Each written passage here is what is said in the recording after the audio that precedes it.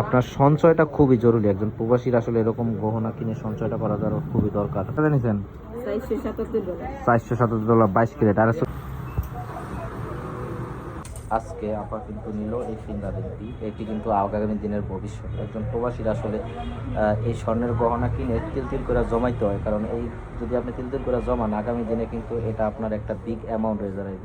আপনার আমি বুঝাই দিই, এই যে এইটা এক জায়গায় ওজন দিচ্ছেন না $253, পরেরটা হয়েছে $163, এইগুলো মিলে হয়েছে $416।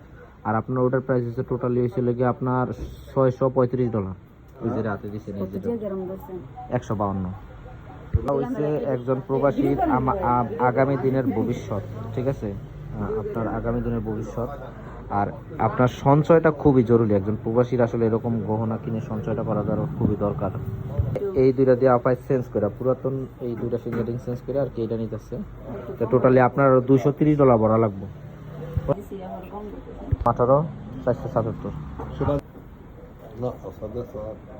না, এই স্বর্ণটির দাম আসছে হলো চেঞ্জ করতেছে আপায়, চেঞ্জ করছে হইল গিয়া $253।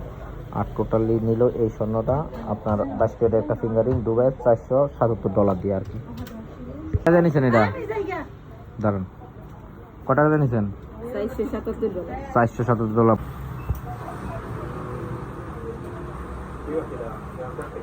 এখন আবার আরেকটা কিনবো, টাহার বড় আয়ের কাছে, এটা হাইজাক করবেন সবাই। এখন নেবেন না, যাক যাই হোক আফা, এখন নেবেন না এটা।